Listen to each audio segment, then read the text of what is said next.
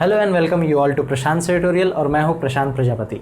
अब इस लेक्चर में हम जो टॉपिक स्टार्ट करने वाले हैं वो है thermal stresses and thermal stresses को टेम्परेचर स्ट्रेस भी बोलते हैं और टेम्परेचर स्ट्रेस की वजह से जो स्ट्रेन डेवलप होगा वो भी हम इस लेक्चर में ही करने वाले हैं। नाउ अब तक जिसने भी इस चैनल को सब्सक्राइब नहीं किया है प्लीज़ इस चैनल को सब्सक्राइब कर लीजिए और अपने फ्रेंड्स के साथ में और नीडी स्टूडेंट्स के साथ में इस वीडियोस को शेयर कीजिए। ना थर्मल स्ट्रेसेस क्या होता है और कैसे डेवलप होता है देखते हैं। कंसीडर करते हैं एक रॉड जो यहाँ पे फिक्स है, राइट।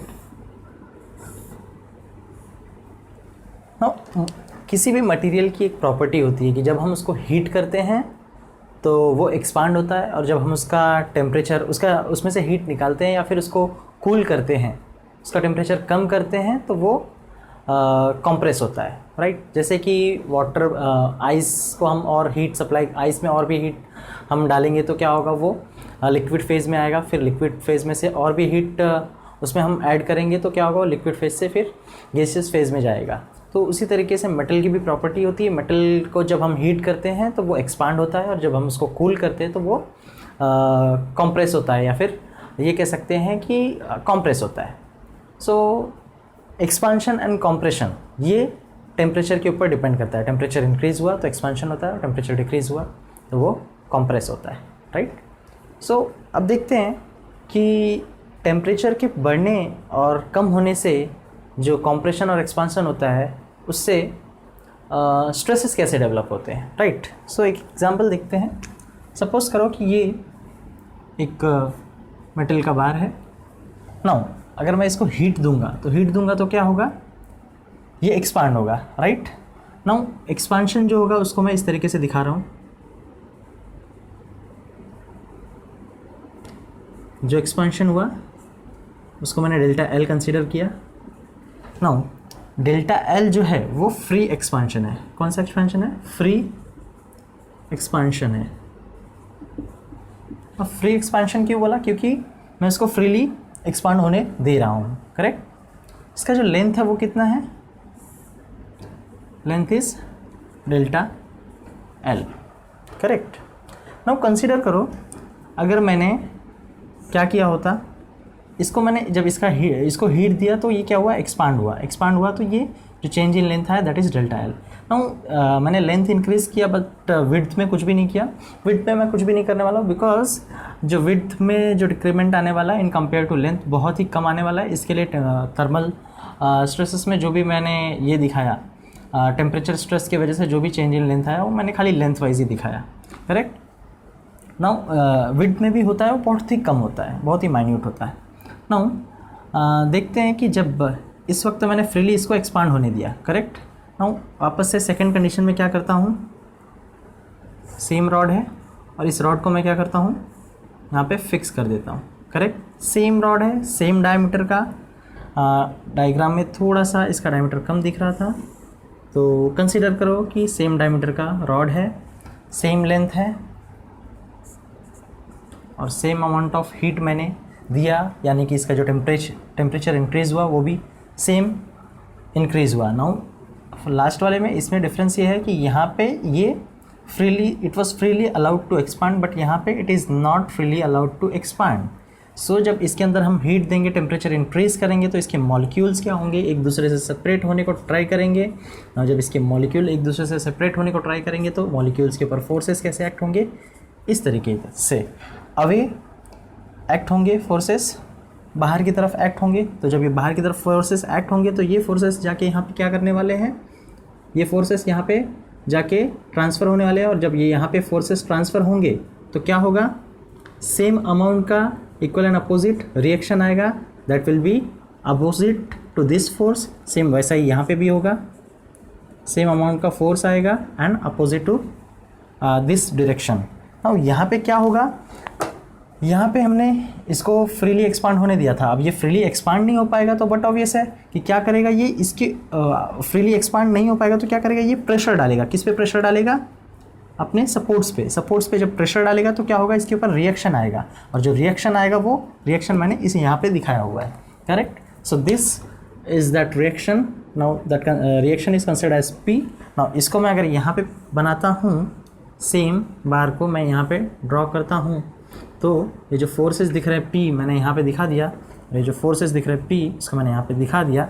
नाउ ये देख के हमको क्या समझ में आ रहा है, this is a force type of tensile compressive force. Compressive forces की वजह से जो स्ट्रेस आएगा वो स्ट्रेस कौन सा रहेगा, कॉम्प्रेसिव स्ट्रेस। तो आपको समझ में आ गया कि अगर हम किसी बॉडी को हीट करते हैं तो क्या होता है, वो बॉडी एक्सपांड होता है, और एक्सपांशन जब हम उसका प्रिवेंट कर देते हैं उस बॉडी को दोनों तरफ से फिक्स करके, तो क्या होता है, एक्सपांशन ना होने के कारण, फ्रीली एक्सपांड ना होने के कारण क्या होता है, ये जो मेटल होता है वो फोर्सेस अप्लाई करता है किस पे, अपने सपोर्ट्स पे, फिक्स सपोर्ट्स पे, और वहाँ से रिएक्शन मिलता है। एंड दैट रिएक्शन जो होता है, दैट रिएक्शन की वजह से जो फोर्स आता है, दैट फोर्स को मैंने यहाँ पे ड्रॉ किया, and that force will only induce stresses in that material. So जब फोर्सेस टूवर्ड्स द बॉडी रहेंगे तो क्या करेंगे, उसको कॉम्प्रेस करेंगे, and that compressive force is consider as negative stress. So compressive force की वजह से जो स्ट्रेस आएगा वो कॉम्प्रेसिव स्ट्रेस होगा। नाउ इसी तरीके से हम देखते हैं कि जब हम उस मेटल को कूल करते हैं तो क्या होता है। सेम तरीके से मैंने क्या किया, एक रॉड लिया, सॉरी इस तरफ मैंने फिक्स किया है,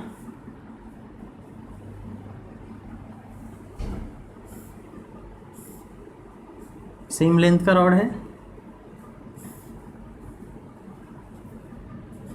L। ना जब मैं इसमें से हीट निकालूंगा या फिर इसको कूल करूंगा, इसका टेम्परेचर जब कम करूंगा तो क्या होगा, इट विल स्टार्ट कॉन्ट्रैक्टिंग। तो कॉन्ट्रैक्ट जब होगा तो क्या होगा, ये इसका लेंथ डिक्रीज होके यहाँ पे आ जाएगा ना, जो लेंथ में डिक्रीमेंट होगा that will B delta L, right. So delta L amount से इसका डिक्रीमेंट होगा। नाउ सपोज करो, अब सेम रॉड को मैंने क्या किया है, फर्स्ट केस में मैंने यहाँ पे फ्रीली कॉन्ट्रैक्ट होने दिया, इसका जो लेंथ था वो फ्रीली कॉन्ट्रैक्ट हुआ, राइट। नाउ सेकेंड केस में मैंने क्या किया, उसको फिक्स कर दिया। जब मैंने उसको फिक्स कर दिया विद सेम डायमीटर, आप कंसीडर कीजिए कि दोनों का डायमीटर क्या है, सेम रॉड है, लेंथ भी उसकी सेम ही है। तो इस वक्त सेम अमाउंट से मैंने इसको कूल किया, जैसे मैंने पहले कूल किया था, सेम हीट से सेम अमाउंट से इसको कूल किया, यानी कि टेम्परेचर जो डिक्रीज किया सेम किया, तो क्या होगा, it will try to contract itself. जब इसको ये खुद को कॉन्ट्रैक्ट करने की कोशिश करेगा तो क्या होगा, इसके मॉलिक्यूल्स पास आने को ट्राई करेंगे, एंड पास आएंगे इसके मॉलिक्यूल्स, तो किस तरीके से आएंगे, उनके ऊपर फोर्सेस कैसे एक्ट होंगे, इस तरीके के फोर्सेस एक्ट होंगे, राइट। इस तरीके के फोर्सेस एक्ट होंगे तो ये सेम फोर्स यहाँ पे ट्रांसफ़र होगा, और ये फोर्स क्या करेगा, टूवर्ड्स इनसाइड फोर्स क्या करेगा, इसको खींचेगा। यहाँ के जो मॉलिक्यूल्स रहेंगे वो क्या करेंगे, ये रिएक्शन पे टूवर्ड्स इनसाइड फोर्स अप्लाई करेंगे, टूवर्ड्स इनसाइड फोर्स अप्लाई करेंगे, तो इसके अपोजिट का एक रिएक्शन डेवलप होगा, कहाँ पे, सपोर्ट पे, इस तरीके से, सेम इसके अपोजिट डायरेक्शन में, उसी तरीके से यहाँ पे भी सेम इसके अपोजिट डायरेक्शन में। नाउ अब उसी मेंबर को मैं नीचे विदाउट सपोर्ट्स बना देता हूँ। हम क्या देखते हैं, उसके ऊपर कैसे फोर्स एक्ट हो रहे हैं, away the body, this force is tensile force, और इसकी वजह से इसके ऊपर जो स्ट्रेस आने वाला है वो कौन सा स्ट्रेस आएगा, that will be tensile stress. Tensile stress.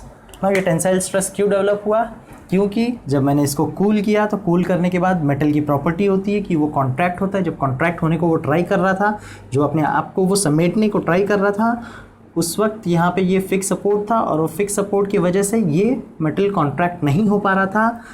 इसके इंटरनल मॉलिक्यूल्स फोर्सेस अप्लाई कर रहे थे, कहाँ पे, इसके फिक्स सपोर्ट पे, एंड उन फोर्सेस की वजह से एक रिएक्टिव फोर्स आया, because every action has equal and opposite reaction, तो वो जो रिएक्टिव फोर्स है उसको मैंने यहाँ पे इस एरो से दिखाया है, that is nothing but P, right. So जब मैंने इसको बाहर बनाया, so we can see that ये P अमाउंट का फोर्स अप्लाई हो रहा है इसके ऊपर, एंड दैट फोर्स की वजह से इसके ऊपर क्या आने वाला है, टेंसाइल स्ट्रेस आने वाला है, राइट। सो हम देखते हैं कि when we increase temperature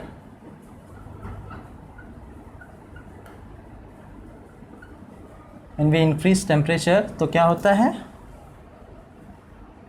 compressive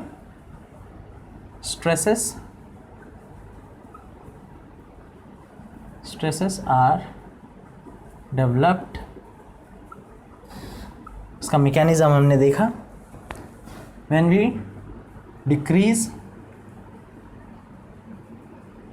temperature तो उसके ऊपर क्या होता है, मटेरियल कॉन्ट्रैक्ट होने को ट्राई करता है, एंड टेंसाइल स्ट्रेसेस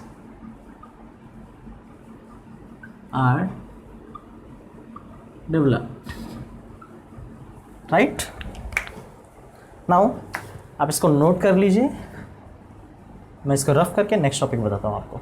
नाउ देखते हैं कि इस रॉड को जब मैंने फिक्स किया है और इसको मैं हीट कर रहा हूँ, टेम्परेचर इसका इंक्रीज़ कर रहा हूँ, तो क्या होगा, ये इसका टेम्परेचर इंक्रीज़ होने की वजह से इसका एक्सपांशन होगा, and that free expansion is called as delta L, denoted by delta L. अगर मैं इसको कूल करूँगा, इसका टेम्परेचर कम करूँगा, तो इसका जो कॉम्प्रेशन होगा या कॉन्ट्रैक्शन होगा, that will be inside, and that will be also called as delta L. So that will be called as free contraction. This delta L will be called as free contraction, and this delta L will be called as free expansion, right। now देखते हैं कि ये जो delta L free compression या free compression या free contraction या free expansion है, वो किसके ऊपर डिपेंड करता है। so that delta L depends upon, first thing is alpha, like that, what is that alpha is coefficient of linear thermal expansion, right। now second thing, it depends upon the temperature, change in temperature, whether it is increment or decrement। अगर increment होगा तो क्या होगा, free expansion होगा, and अगर decrement होगा तो free contraction होगा, right। now that temperature is T, correct। हम इसको T से भी, कैपिटल T या स्मॉल t दोनों से भी हम इसको डिनोट कर सकते हैं। now third thing is length। सो ये जो डेल्टा एल होता है वो ये तीन चीज़ों के ऊपर डिपेंड करता है, coefficient of linear thermal expansion, then temperature, change in temperature, either it is increment और decrement, and length of that bar. So length of that bar is क्या, स्मॉल एल, राइट। नाउ ये तो हो गया delta L. अगर हमको strain find करना है तो स्ट्रेन क्या होगा, अगर हम देखते हैं इसी सेम इक्वेशन के अंदर अगर मैं एल यहाँ नीचे ला दूँ, सो delta L by L is equal to alpha T, right। so delta L by L is nothing but your small e, delta L by L is strain, so strain is represented by E।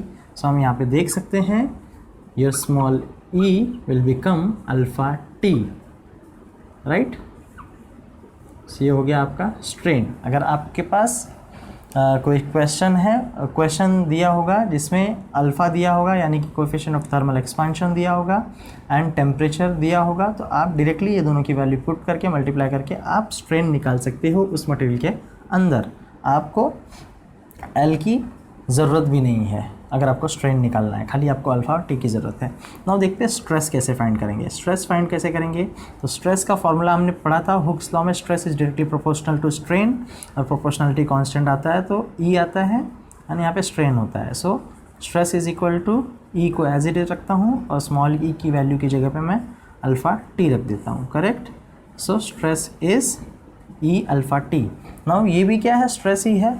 Last time इसके पहले के जो topics में हमने पढ़े थे वो भी स्ट्रेस ही था। यहाँ पे जो स्ट्रेस डेवलप हो रहा है वो बिकॉज ऑफ टेम्परेचर इंक्रीमेंट की वजह से आपका जो स्ट्रेस डेवलप हो रहा है वो है।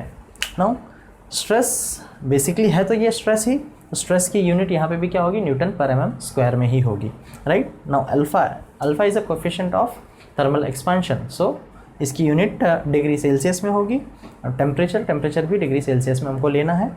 नाउ ये जो हमने अभी डेरिवेशंस किए हैं डेल्टा एल के और स्मॉल ई के और स्ट्रेस के, सो इसके बेस पे आपको वेरी बेसिक क्वेश्चंस आ सकते हैं। आपको क्या दिया होगा, इलास्टिसिटी ऑफ द मटेरियल दिया होगा, आपको अल्फ़ा दिया होगा, और आपको टेम्परेचर इंक्रीमेंट और डिक्रीमेंट दिया होगा। अब ये क्वेश्चन रीड करते हैं।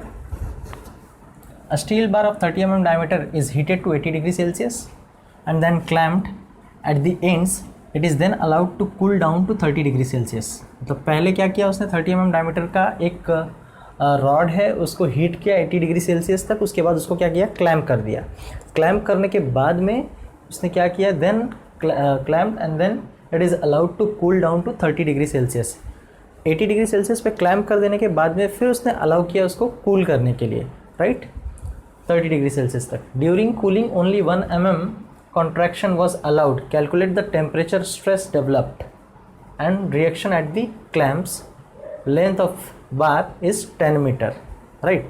Now इसमें एक चीज़ देखना है कि जो उसने स्टार्टिंग का बोला है steel bar of 30 mm diameter is heated to 80 degree Celsius, इससे हमारा कुछ भी लेना देना नहीं है, क्योंकि उसने जब क्लैम्प कर दिया, क्लैम्प करने के बाद में 80 डिग्री सेल्सियस तक हीट करने के बाद उसने उसको क्लैम्प कर दिया, और क्लैम्प होने के बाद में उसको वो कूल करना स्टार्ट कर रहा है, राइट। जब वो कूल करना स्टार्ट कर रहा है और उसने क्या किया है, क्लैम्प किया है, तो उसने क्या किया है, उसका जो कॉन्ट्रैक्शन है, कूल करे तो कॉन्ट्रैक्शन होगा, तो कॉन्ट्रैक्शन उसने प्रिवेंट कर दिया है। और जब हम कॉन्ट्रैक्शन प्रिवेंट कर देते हैं तब से ही क्या होता है, स्ट्रेसेस डेवलप होना स्टार्ट होते हैं। तो इसीलिए यहाँ से लेके steel bar of 30 mm diameter is heated to 80 degree Celsius, इससे हमको कुछ लेना देना नहीं है, यहाँ से हमको लेना देना है 80 डिग्री सेल्सियस से। देन वो क्या हो रहा है, 30 डिग्री सेल्सियस तक कूल हो रहा है, मतलब कि 80 - 30 डिग्री हम करेंगे तो हमको 50 डिग्री मिल जाता है। तो चेंज इन टेम्परेचर जो मिला हमको 50 डिग्री सेल्सियस मिल गया, राइट। नाउ आगे बढ़ते question. During cooling only 1 mm contraction was allowed. So 1 mm contraction जो था वो तो अलाउड था, तो 1 mm अगर कॉन्ट्रैक्शन अलाउड था तो 1 mm की वजह से जो टिल 1 mm कोई भी कॉन्ट्रैक्ट ये नहीं आया, स्ट्रेसेस नहीं डेवलप होंगे, क्योंकि 1 mm तक तो मैंने अलाउ कर दिया। और कभी भी स्ट्रेसेस कब डेवलप होते हैं, जब हम एक्सटेंशन या फिर उसका कॉन्ट्रैक्शन प्रिवेंट कर देते हैं, तब से स्ट्रेसेस डेवलप होना स्टार्ट होते हैं। तो उसने 1 mm तो अलाउ कर दिया, 1 mm अलाउ कर दिया, तो टिल 1 mm कोई भी उसके अंदर कॉन्ट्रैक्शन या फिर कोई भी स्ट्रेसेस, कॉन्ट्रैक्शन की वजह से कोई भी स्ट्रेसेस डेवलप नहीं होंगे, राइट। सो आगे पढ़ते हैं। Calculate the temperature stress. Now temperature stress calculate करना है, reaction at the clamps and length of the bar. Length of the bar is given as 10 metre, correct. So हमने अभी एक फॉर्मूला डेवलप किया था कि delta L, yes, delta L was alpha T into L, correct. ये formula हमने अभी just derive किया था। नाउ अल्फ़ा टी एल तो हमको पता है, अल्फ़ा की वैल्यू यहाँ पे गिवन है क्वेश्चन में कितनी है, 12 × 10⁻⁶ पर डिग्री सेल्सियस। नाउ मैंने आपको बताया था कि अभी इसके पहले मैंने बताया कि अल्फ़ा की जो यूनिट होती है वो डिग्री सेल्सियस होती है, नहीं डिग्री सेल्सियस नहीं होती है, पर डिग्री सेल्सियस होती है। सो इलास्टिसिटी इसकी गिवन है 200 GPa, लेंथ दिया है 10 मीटर। सो डेल्टा एल अगर हमको फाइंड करना है तो अल्फ़ा मिल गया हमको यहाँ पे 12 × 10⁻⁶, और चेंज इन टेम्परेचर क्या है, डेल्टा टी मैं डायरेक्टली लिख देता हूँ। सो डेल्टा टी यानी कि change in temperature 80 - 30 = 50 degree Celsius. So T की जगह पे 50 आ जाएगा, अल्फ़ा की वैल्यू हमको पता है। नाउ लेंथ कितना है, 10 मीटर है, तो हमको डेल्टा एल मिल जाएगा। नाउ डेल्टा एल मिलने के बाद में वो जो डेल्टा एल मिलेगा, दैट डेल्टा एल में हमने क्या किया, 1 mm तो उसको फ्रीली एक्सपांड होने के लिए अलाउ कर दिया है, फ्रीली कॉन्ट्रैक्ट होने के लिए हमने अलाउ कर दिया है। सो जो एक्चुअल जो स्ट्रेसेस डेवलप होंगे कॉन्ट्रैक्शन के वजह से, वो चेंज इन लेंथ क्या होगा, delta L is equal to alpha T into L - 1 mm। क्योंकि हम लोग ये जो डेल्टा एल फाइंड कर रहे हैं वो किस लिए फाइंड कर रहे हैं, हमको टेम्परेचर स्ट्रेस फाइंड करना है। और टेम्परेचर स्ट्रेस कब डेवलप होता है, जहाँ से कॉन्ट्रैक्शन प्रिवेंटेड हो जाता है। तो कॉन्ट्रैक्शन प्रिवेंटेड यानी कि टोटल चेंज इन लेंथ, यानी कि टोटल कॉन्ट्रैक्शन, फ्री कॉन्ट्रैक्शन की टोटल कॉन्ट्रैक्शन कितना है, अल्फ़ा टी एल। ना उसमें से 1 mm was allowed, so 1 mm उसमें से हम माइनस कर देंगे, क्योंकि टिल 1 mm कोई भी स्ट्रेसेस डेवलप नहीं होंगे, राइट। और हम ये जो डेल्टा एल निकाल रहे हैं वो टेम्परेचर स्ट्रेस फाइंड करने के लिए निकाल रहे हैं। सो ये डेल्टा एल वही वाला डेल्टा एल होना चाहिए जहाँ तक हम उसमें कॉन्ट्रैक्शन प्रिवेंट कर दिए। सो कॉन्ट्रैक्शन प्रिवेंटेड फाइंड करने के लिए टोटल चेंज इन लेंथ में से -1 जो अलाउड कॉन्ट्रैक्शन है वो माइनस कर देंगे, तो हमको प्रिवेंटेड कॉन्ट्रैक्शन का चेंज इन लेंथ मिल जाएगा। सो डेल्टा एल यहाँ से हमको मिल गया। चलो नाउ अब क्या करना है, हमको स्ट्रेन फाइंड करना है। तो स्ट्रेन फाइंड करना है, एक्चुअली फाइंड क्या करना है हमको, calculate temperature stress, sigma find करना है। तो सिग्मा फाइंड करने के लिए हमको क्या करना पड़ेगा, sigma is equal to E into small E, and E is equal to small E क्या था, small E is nothing but, यहाँ से देख लेते हैं, डेल्टा एल बाय एल कर देंगे हम। डेल्टा एल बाय एल अगर इसको करते हैं तो ये क्या हो जाता है, स्मॉल ई हो जाता है।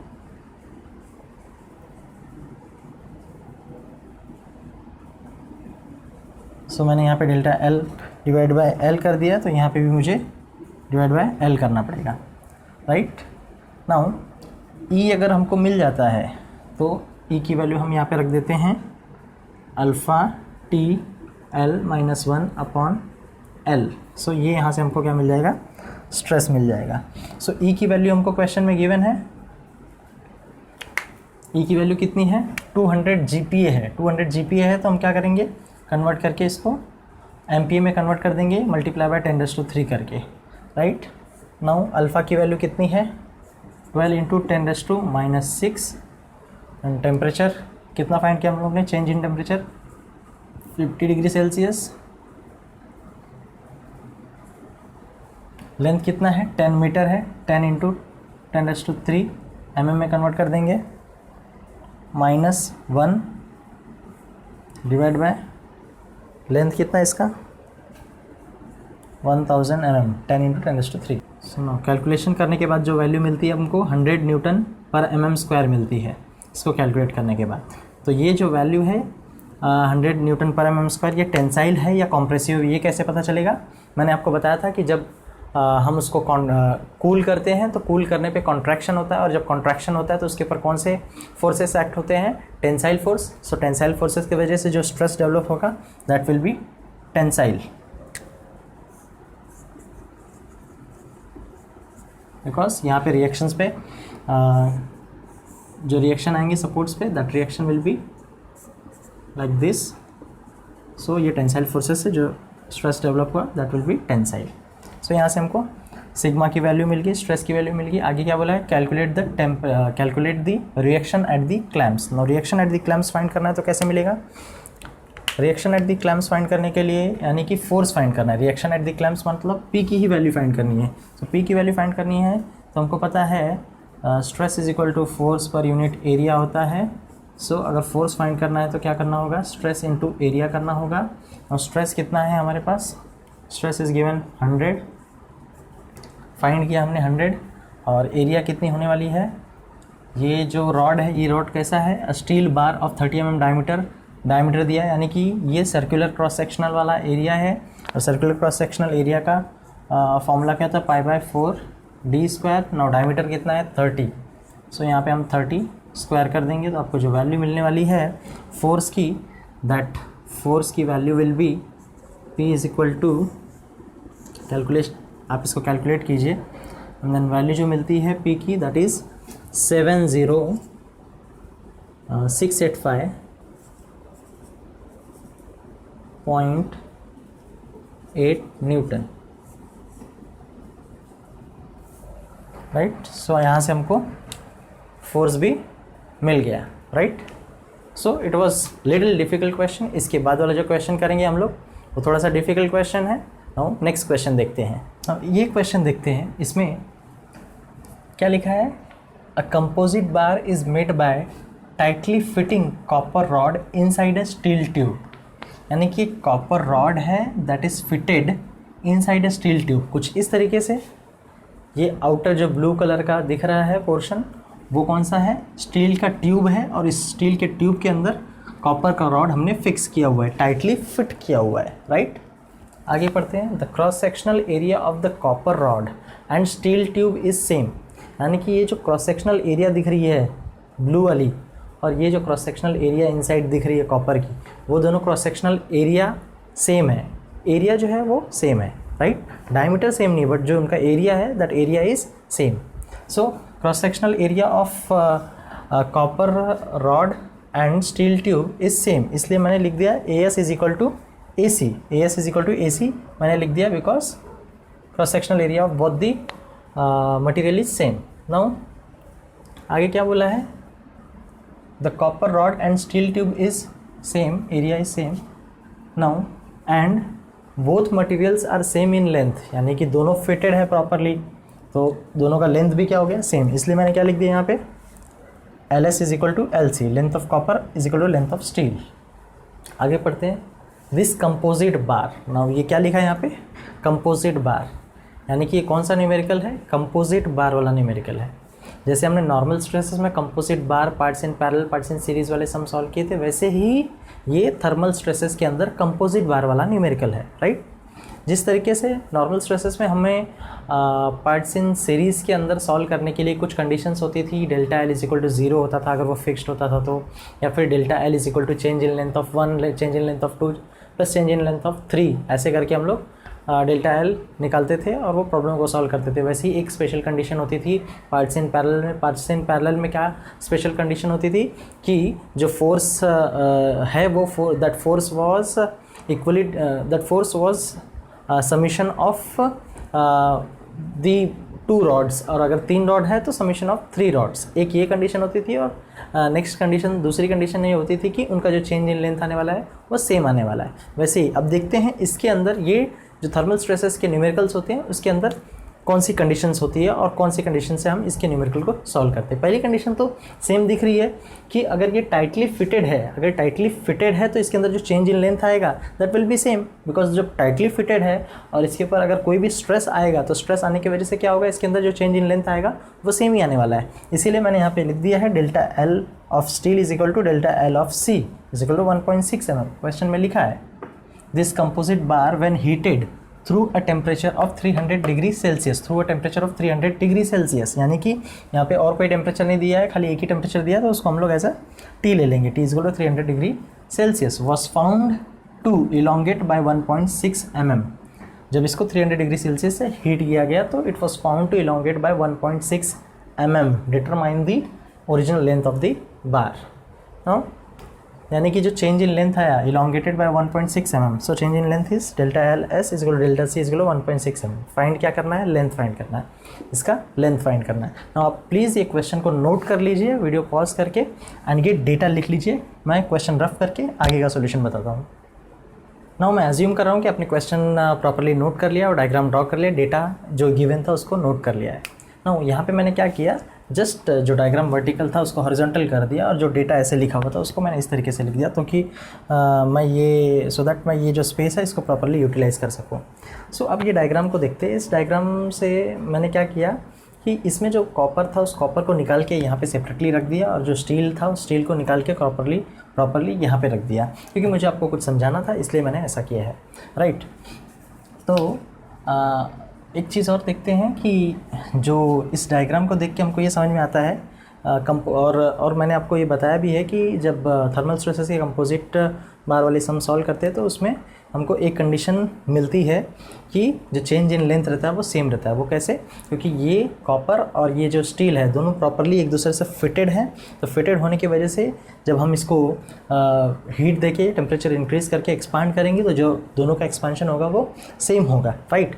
लेकिन अगर हम देखते हैं कि दोनों को हम अलग अलग करके हीट देते हैं तो देखते हैं कि इनका एक्सपांशन किस तरीके से होता है। अगर हम दोनों को फिट करके एक ही साथ एक्सपांड करते हैं तो क्या होता है कि इनका जो चेंज इन लेंथ आने वाला है पूरे रॉड के अंदर, पूरे बार के अंदर, that will be same. That's why we have written the delta L S is equal to delta L C. But अगर दोनों को हम अलग अलग सेपरेटली क्या करें, निकाल के अगर हम इसको हीट करें, इनका टेम्परेचर इंक्रीज़ करें अप टू 300 डिग्री सेल्सियस, तो इनके ऊपर क्या इफेक्ट पड़ता है वो देखते हैं। हम अगर हमको मालूम है डेल्टा एल फाइंड करने के लिए, अगर इनका फाइंड करना है हमको चेंज इन लेंथ सेपरेटली, तो उसके लिए हमारे पास फॉर्मूला क्या है, कॉपर के लिए delta L is equal to alpha T into L, right.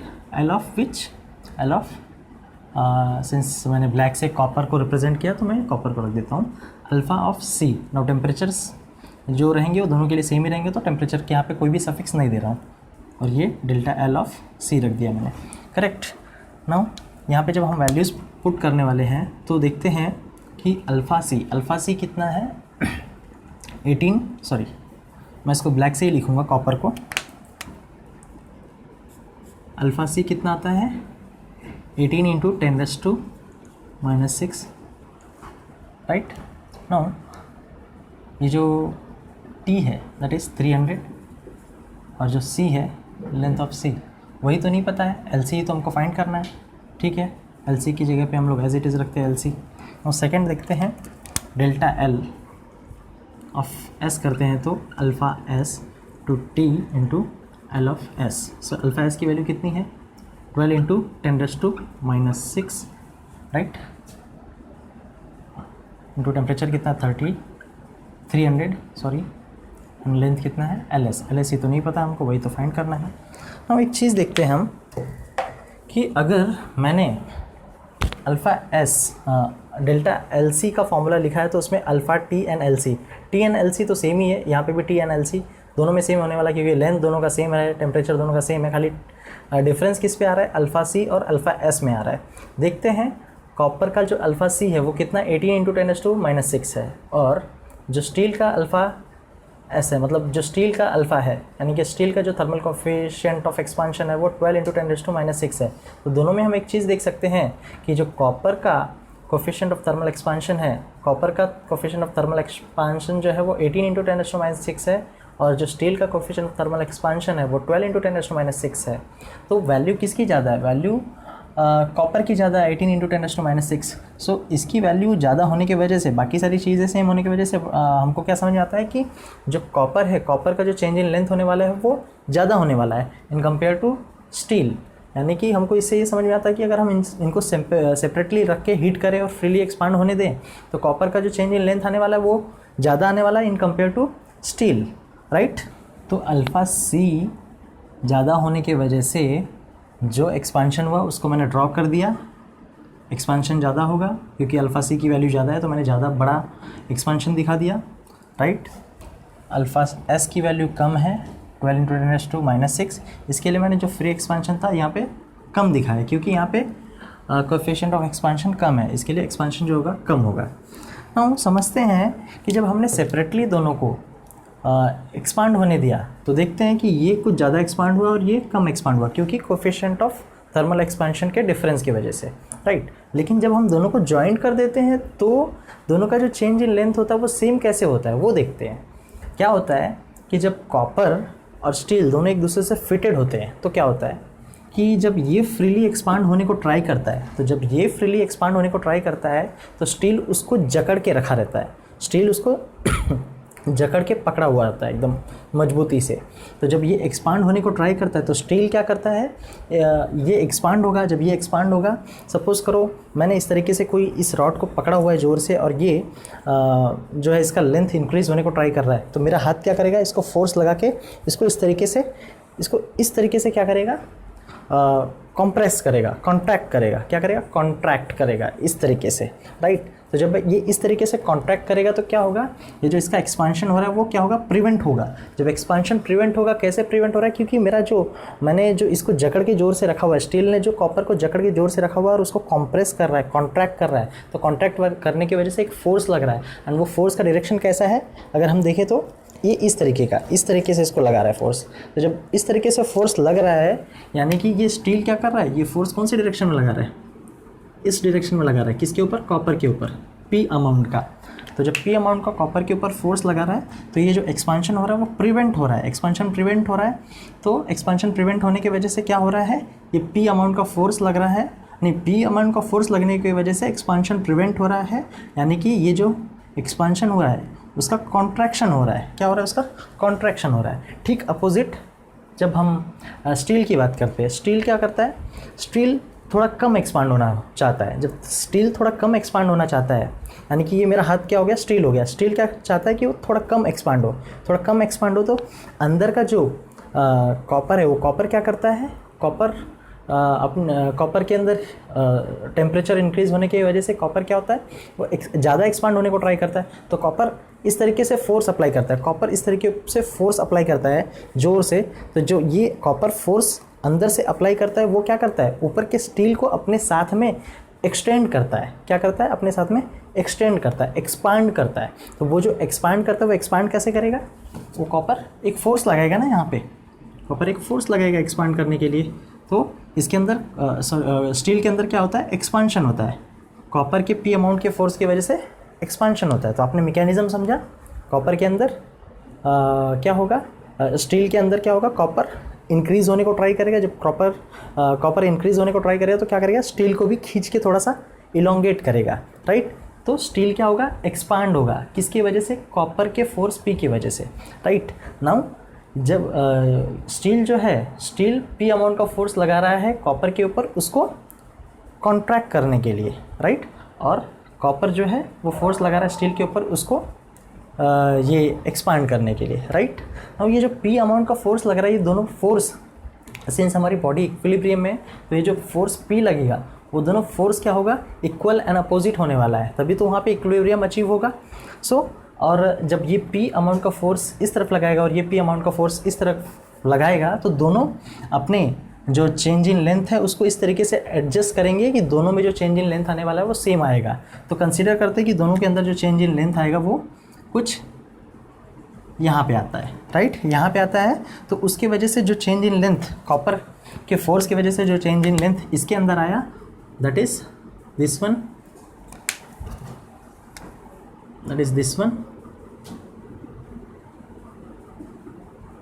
Right. और स्टील के फोर्स की वजह से, ये स्टील के फोर्स की वजह से ये कॉपर के अंदर जो कॉन्ट्रैक्शन आया, दैट इज ये अब कम हो जाएगा। ये कम हो के कहाँ पे आ जाएगा, यहाँ पे आ जाएगा, यानी कि ये हट जाएगा। तो जो आएगा वो यहाँ तक पहुँच जाएगा, राइट। तो ये सपोज करो ये हट गया अभी, तो इसको मैंने ब्लू से बताया क्योंकि ये स्टील के फोर्स की वजह से इसको इतना कॉन्ट्रैक्ट कर दिया, और इसको मैंने ब्लैक से दिखाया क्योंकि ये कॉपर के फोर्स की वजह से इतना एक्सपांड हो गया, राइट। नाउ ये जो चेंज इन लेंथ है that is delta L, right, this is also delta L.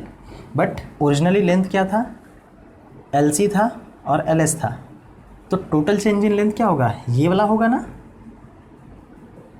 So ये जो लेंथ है, change in length, total change in length, that is nothing but your delta S is equal to delta C equal to initial length. So that is nothing but this one, sorry, delta S is equal to delta C.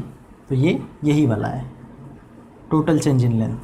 आपको समझ में आ गया ये total change in length,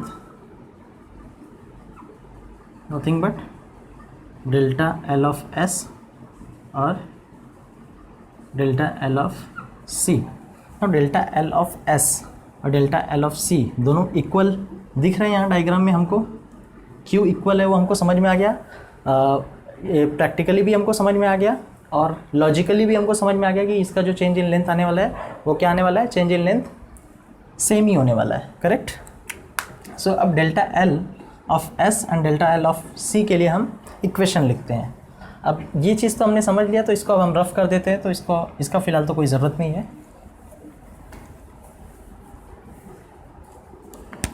so delta L of S equal to delta L of C लिखते हैं।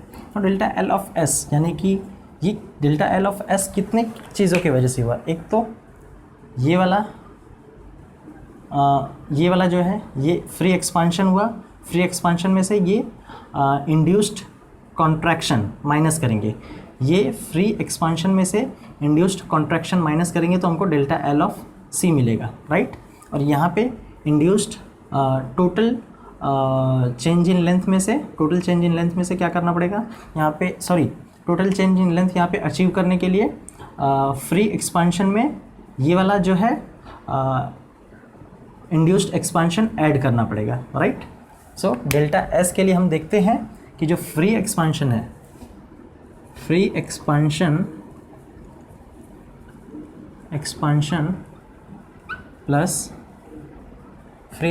Plus ये क्या है, इंड्यूस्ड एक्सपांशन,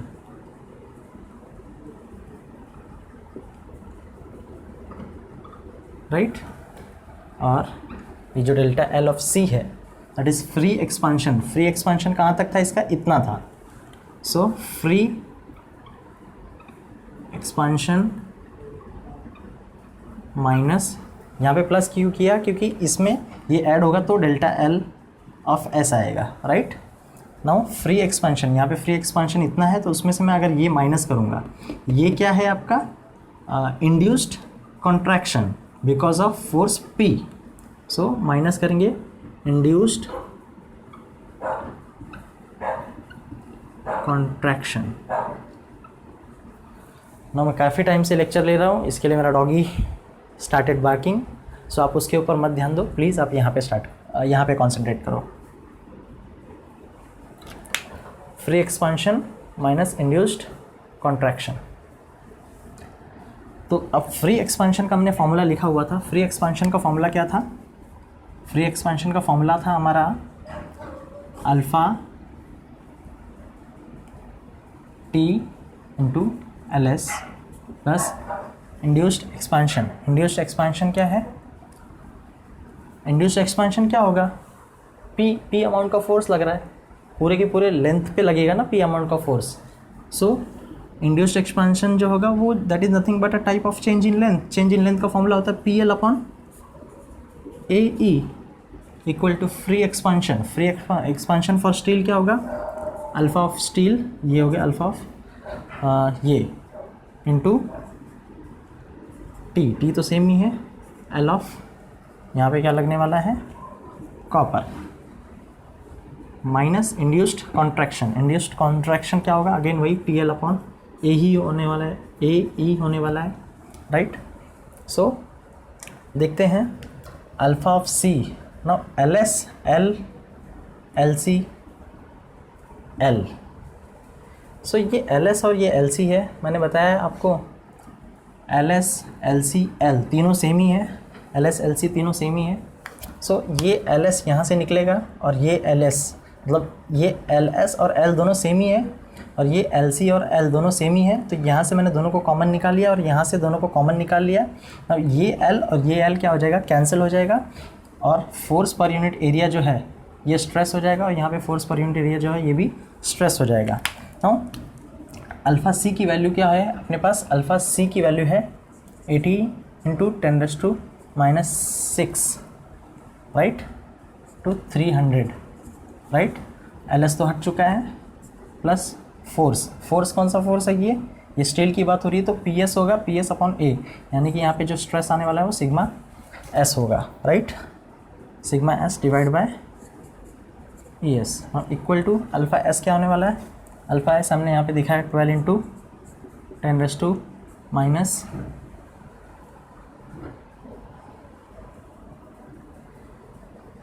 ये मैंने टोटल जो है इस तरफ वाला फ्री एक्सपेंशन फॉर स्टील लिखा था, तो सॉरी ये स्टील का होगा, तो यहाँ पे 12 आ जाएगा, राइट, ये स्टील, राइट। यहाँ पे ये सी का होगा, कॉपर के लिए लिखा है मैंने ये वाला, बरोबर, कॉपर ये वाला है। सो कॉपर के लिए अल्फ़ा सी 12 इंटू 12 नहीं होगा, ये 18 होगा, 18 into 10⁻⁻⁶ into 300 minus alpha of C upon ये कौन सा होगा, ई सी होगा, ये E S. So E C, now E S की वैल्यू हमको पता है ना, ई एस की वैल्यू कितनी है 2 इंटू 10⁻⁵ मेगापास्कल, और ई सी की वैल्यू भी हमको पता है, ई सी की वैल्यू कितनी है 1 इंटू 10⁵। ना इसको सिंप्लीफाई करने के बाद में हमको जो वैल्यू मिलती है that is 0.5 times of sigma S plus sigma C equal to 180। Now हम इसको कंसिडर करते हैं इक्वेशन नंबर 1, राइट। सो मैंने बताया आपको कि पहली कंडीशन ऐसे टाइप के प्रॉब्लम, जब थर्मल स्ट्रेसेस के प्रॉब्लम रहेंगे वैसे थर्मल स्ट्रेसेस के प्रॉब्लम सॉल्व करते टाइम जो पहली टाइप की कंडीशन रहेगी, पहली कंडीशन जो रहेगी वो ये रहेगी delta L S is equal to delta L of C, यानी कि जो टोटल चेंज इन लेंथ आने वाला है दोनों का वो सेम आने वाला है। तो वो एक कंडीशन लेके हमने जो सॉल्व किया है उससे हमको इक्वेशन नंबर 1 मिला है। कंडीशन दूसरी क्या है, दूसरी कंडीशन हम देखते हैं। दूसरी कंडीशन मैंने आपको बताया कि ये जो फोर्स P रहेगा, दैट फोर्स P और ये वाला जो फोर्स P है, कॉपर स्टील से के द्वारा जो फोर्स कॉपर के ऊपर लगाया जा रहा है एंड कॉपर के द्वारा जो फोर्स स्टील के ऊपर लगाया जा रहा है, that force will be same. Why? Because to achieve equilibrium, right. So ये PS है और ये जो है आपका फोर्स PC है, राइट। सो ये दूसरी कंडीशन आप इसको नोट कर लीजिए। नाउ जैसा कि मैंने बताया, force in steel will be equal to force in copper, so that PS is equal to PC, PS is equal to PC। now PS को हम क्या लिख सकते हैं, sigma S into AS, PC को क्या लिख सकते हैं, सिग्मा C इंटू AC। सो AS और AC हमको पता है कि सेम ही था दोनों का, AS एंड AC कैंसिल करने के बाद हमको क्या मिला, sigma S is equal to sigma C मिल गया। नाउ ये हमको इतना सॉल्व करने के बाद में हमको मालूम पड़ा कि sigma S equal to sigma C ही है। तो हम क्या कर सकते हैं, यहाँ पे सिग्मा एस की जगह पे सिग्मा सी लिख सकते हैं, और ये लिखने के बाद में क्या हो सकता है, ये 0.5 into sigma C plus sigma C equal to 180। So इसको फर्दर सॉल्व करते हैं। 0.5 sigma C plus 1 sigma C is equal to 1.5 sigma C equal to 180। So sigma C is equal to 180 divide by 1.5। इसको calculate करेंगे तो calculation करने के बाद जो आपको वैल्यू आती है 180 divide by 1.5 equal to 120 newton per mm square. और जो सिग्मा सी की वैल्यू जो आ गई है that is 120 newton per mm square and same is equal to sigma S और सिग्मा सी की वैल्यू हमको मिल गई है। लेकिन हमको फाइंड क्या करना था, total length of the bar. So total length of the bar find करना था। तो हमने जो इक्वेशन लिखा था, हमने ना, मैं ये रफ कर देता हूँ।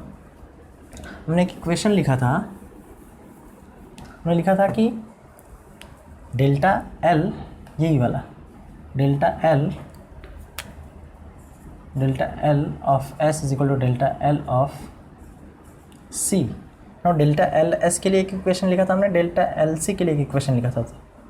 ये डायग्राम को देख के दोनों में से कोई भी कर सकते हैं हम। तो चलो मैं डेल्टा एल ऑफ एस वाला यूज़ कर लेता हूँ।